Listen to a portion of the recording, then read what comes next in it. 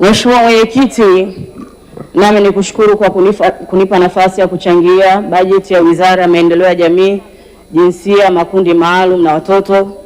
Nichukue fursa hii kwanza kumshukuru Mwenyezi Mungu kwa kutujalia uhai na uzima, lakini kwa namna ya kipekee nataka niwaambie Watanzania, serikali mbalimbali duniani zilikutana Umoja wa Mataifa mwaka 1948 kujadili masuala mazima yanayohusiana na masuala ya usawa wa kijinsia. Lakini baada ya kuona kikao kile azimio lake linasuasua, wakakutana kule Beijing, wakaja na azimio la Beijing ambalo zinataka nchi wanachama wa Umoja wa Mataifa kuhakikisha wanatekeleza azimio hilo kwa vitendo. Mheshimiwa Mwenyekiti, mpaka mwaka huu 2026 kwa takwimu ya masuala ya usawa wa jinsia na ushirikishwaji wa wanawake kwenye nafasi za uongozi kwa nchi mbalimbali duniani ni 27% tu ya wanawake wanashirikishwa kwenye nafasi mbalimbali za uongozi kwenye nchi mbalimbali duniani. Lakini kwa muktadha huo huo, Tanzania break records, imevunja rekodi ya kimataifa kwamba sasa Tanzania ushiriki wa wanawake kwenye nafasi za siasa na uongozi ni zaidi ya 45%. Haijawahi kutokea kwenye historia ya bara la Afrika, na hili limechochewa kwa kiasi kikubwa na Daktari Samia Suluhu Hassan, Rais wa Jamhuri ya Muungano wa Tanzania, mwanamke ambaye ameweka historia ya kuwa rais wa kwanza Tanzania mwanamke, lakini kupambana kuhakikisha anawainua wanawake kwenye nafasi mbalimbali za siasa na uongozi. Kwa hiyo kwa niaba ya vijana wenzangu tunampongeza sana Mheshimiwa Rais kwa kazi hiyo kubwa na nzuri ambayo anaifanya. Lakini kipekee nimpongeze mama yangu Gwajima. Yaani mama, unafanya kazi kubwa na kazi nzuri sana. Tumeona kazi zako kwa vitendo, lakini kubwa eneo ambalo umefanya mageuzi makubwa ni kwenda kufanya reform kwenye sera yetu ya maendeleo ya jamii, ambayo toka mwaka 1996 tunaenda kufanya marekebisho mwaka huu 2026. Miaka 30 imepita.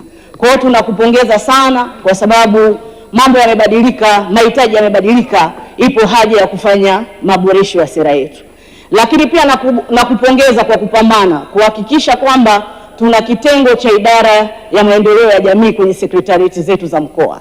Naamini kuwepo kwa kitengo hiki kinatoa room sasa kwa maafisa maendeleo ya jamii kwenye mikoa kuweza kuwajibika ipasavyo, lakini kuweza kupewa kipaumbele. Kwa hiyo nakupongeza sana. Mheshimiwa Mwenyekiti, baada ya pongezi hizo nimpongeze Naibu Waziri Mary Priska Maundi, Katibu Mkuu pamoja na management ya wizara na maafisa maendeleo ya jamii nchi nzima. Hongereni kwa kazi kubwa na nzuri ambayo mnaifanya. Mheshimiwa Mwenyekiti, nataka niwaambie waheshimiwa wabunge wenzangu, mwanamke sio kiumbe dhalimu kama wengi ambavyo wanaweza kutafsiri. Na sisi kwenye dini yetu ya Kiislamu, mwanamke wa kwanza kipenzi cha Mtume Muhammad sallallahu alaihi wasallam, Bi Khadija alayhi salam, alikuwa ni mfanyabiashara mkubwa sana, mwanamke mchapakazi, mpambanaji ambaye alimsaidia Mtume kuweza kutangaza Uislamu. Hiko ndio kielelezo chetu. Lakini tunaye kipenzi cha pili cha Mtume wetu Muhammad sallallahu alaihi wasallam, Bi Aisha alayhi salam, msomi na mwanazuoni mbobezi aliyebobea kwenye masuala ya sheria, siasa na uongozi. Kwa hiyo mwanamke sio tu chombo cha starehe au chombo cha kukaa nyumbani kwa ajili ya kulea watoto. Mwanamke ni kiungo mchezeshaji kwenye familia. Kwa maana mwanamke akipewa elimu, mwanamke akawa na ujuzi, ana msaada mkubwa sana kwenye familia na ana msaada mkubwa sana kwenye taifa. Mheshimiwa Mwenyekiti, tuna changamoto kubwa ya malezi, na kila mbunge ambaye amezungumza hapa amekuwa akiligusia swala hili. Malezi yamekuwa ni changamoto kubwa sana kwa watoto wetu. Mimi naomba nije na solution. Solution ya kwanza, Mheshimiwa Waziri, niombe sana, nimeona kwenye bajeti yako mmesema mtapitia vikao vya RCC na DCC. Lakini ni ukweli, mimi nimeshakuwa mkuu wa wilaya kwa miaka 10. Vikao hivi vya RCC na DCC vina mambo mengi sana ya kujadili ya kimaendeleo. Lakini leo hii kwenye kamati za wilaya za DCC na kwenye mkoa tunazo kamati nyingine, tuna kamati ya ushauri ya mahakama, kuna kamati ya uvunaji wa misitu. Kwa nini tusiwe na kamati maalum ya kupambana juu ya ukatili wa kijinsia? Kwenye ngazi za wilaya na kwenye ngazi za mkoa, kwa sababu swala la ukatili wa kijinsia ni swala mtambuka, sio tu la maendeleo ya jamii, sio tu la ustawi wa jamii. Tunahitaji kuengage sekta ya elimu, tunahitaji kuengage TAMISEMI kwenye masuala ya watendaji wetu, tunahitaji kuengage polisi kupitia Wizara ya Mambo ya Ndani, tunahitaji kuengage watu wetu wa mahakama. Sasa zikiwepo hizi kamati za kupambana na ukatili wa kijinsia kwa mujibu wa sheria, maana yake tuna uwezo sasa wa kuunda tracking system. Hata Mheshimiwa Rais akiwepo Ikulu awe ana uwezo wa kujua kesi ngapi zimeingia leo kwenye mfumo, zimesikilizwa ngapi, ziko wapi, zimekwamia wapi, aliyekwamisha ni nani na kwa nini amekwamisha. Hizi kesi nyingi watu wanaogopa kwenda kuzipeleka kwenye vyombo vya sheria kwa sababu nyingi zikienda hazifiki mwisho, na hata zikifika mwisho wahusika wanarudi mtaani na bado kazi ile ile inaendelea. Kwa hiyo mimi nikuombe sana Mheshimiwa Waziri, hili jambo tulifanyie kazi kwa uzito wake. Lakini jambo la pili, Mheshimiwa Waziri, tunajua wizara yako inasajili taasisi zisizo za kiserikali, na tunajua tuna mkakati wa kuhakikisha tuna engage private sector 70% kwenye maendeleo ya nchi. Lakini kwa mujibu wa taarifa uliyowasilisha ya budget, 93% ya fedha ambazo zinaingia kwenye haya mashirika yasiyo serikali zinatoka nje ya nchi. Niombe sana kwa maslahi na mustakabali wa usalama wa taifa letu, ipo haja ya kufanya due diligence kwenye fedha zinazo, due diligence sio tu afisa maendeleo kuangalia juu, due diligence kuhakikisha kwamba hizi fedha kweli zinakuja kwa malengo na mustakabali wa usalama wa taifa letu. Eneo la mwisho, Mheshimiwa Waziri, naomba sana Mheshimiwa Waziri, kwenye swala la maendeleo ya jamii, leo tunaona kuna miradi ya kimkakati inakuja kwenye mikoa yetu.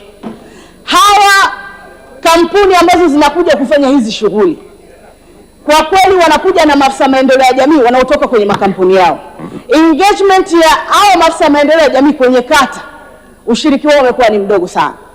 Kwa hiyo ipo haja nafikiri ya kukaa chini na wenzetu labda wa wizara hizi za kimkakati, za uzalishaji, za biashara, za viwanda, kuona umuhimu wa kuengage wenzetu wa afisa maendeleo ya jamii kwenye kata na kwenye wilaya ili washiriki kikamilifu kwenye kutekeleza hiyo miradi ya kimkakati. Na la mwisho, Mheshimiwa Waziri, tuna mifuko zaidi ya wananchi kiuchumi. Lakini kule kwenye ngazi za vijiji wanajua 10%, wanajua TASAF. Lakini ile mifuko mingine ya kuwawezesha kiuchumi, kuna mfuko wa maendeleo ya wajasiriamali, kuna mfuko wa Mheshimiwa kama SIDO. Taarifa Mheshimiwa Mwenyekiti.